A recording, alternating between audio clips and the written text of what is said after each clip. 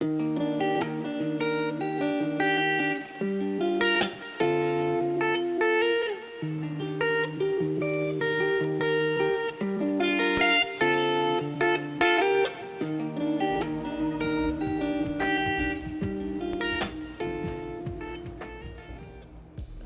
would you do if you witnessed your father not only commit murder, but take the life of your very own uncle?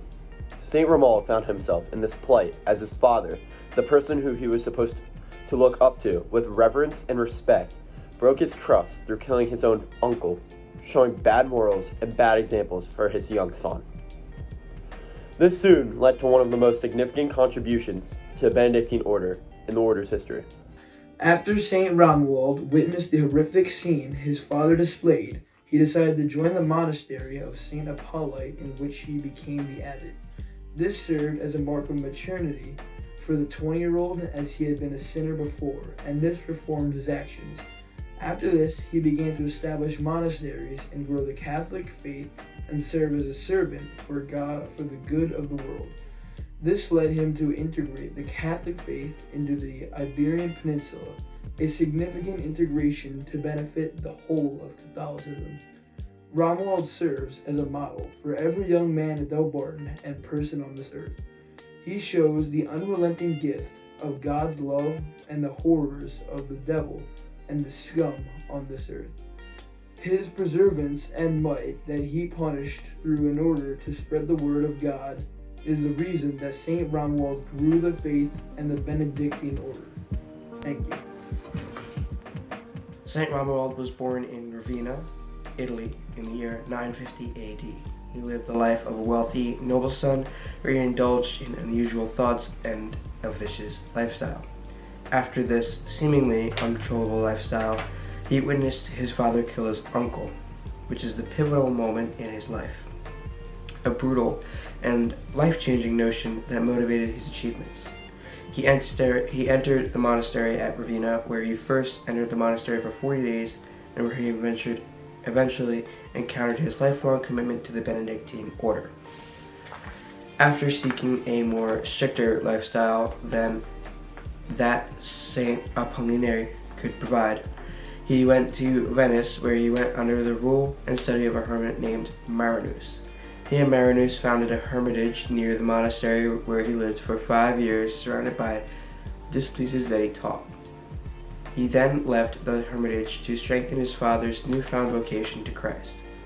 After strengthening his father, he wandered Italy, erecting numerous monasteries and hermitages to the Benedictine faith.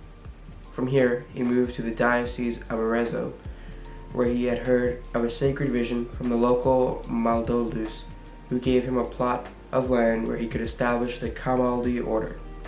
Based on the teachings of St. Benedict and St. Romuald, he built the final monastery known as Fonte Bueno. St. Romuald left this monastery and died at Val di Castro on June 19, 1027, just as he had prophesied when he had moved there. In this scene, Romuald is shown as having devotion to his superior as well as monastic tonsure, which was described as the common iconography for saints. In this picture, the Residency of Saints, as displayed by the houses in the background, is displayed. This alludes to the fact that Romuald created monasteries and places for people to worship. This is a picture from the church that represents St. Romuald. He is depicted as being on a horse with a ladder because the vision that Lord Maldaldo had. This picture has many versions of St. Romuald in it. The top picture is a beatific vision from God to St. Romuald. The bottom picture shows the men that followed under the rule of St. Romuald. Lastly, the middle picture is when the wealthy duke walked into the monastery. The feast day of St. Romuald is February 17th, the date erected by the Clement VIII as the day where his relics were found and translated. An altar was also erected on his bones in 1032. He is also represented as pointing to heaven, more significantly, a ladder to heaven. St. Ramallah had actually died in the same monastery that he established himself. Monastery Castro and Marquisate of Ancona, where he foretold that he would return. St. Ramallah molded a movement that would lead to the birth of the Carthusians and early Cistercians through his added severity of Benedictine rule in the life of a hermit. Here shown is a knife, or you could say a dagger, which represents the moment that his father killed his uncle at the family gathering. Now, like I mentioned previously, this is one of the most significant contributions to the Benedictine order. As shown in this picture, this shelter represents the home that the church provided for Romuald when he was in a bad place, or you could say a dark place in his life. As shown in this picture is one of the many pictures of St. Romuald wearing his white cloak. Also shown is his monastic tonsure, which is common for saints. The life and story of St. Romuald show the transformational love of God through Romuald's great works. St. Romuald's religious work helped to transcend and grow the Catholic faith. Romuald inspires every single Catholic to spread the word of God and establish our own mark on the faith in order to grow ourselves and the rest of the world.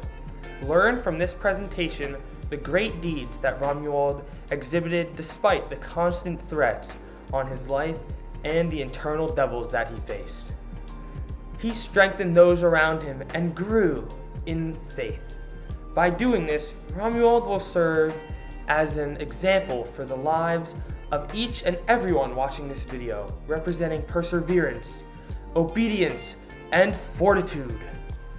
These lessons can be applied in everyone's everyday life through simple things such as saying the morning prayer louder, or just saying it to encourage others, or stepping up around your community and living the life and message of St. Romuald every single day. If everyone lived as St. Romuald did, then the world would be a better place. Thank you for listening to our presentation, and remember to live the life of St. Romuald in your everyday lives. Thank you.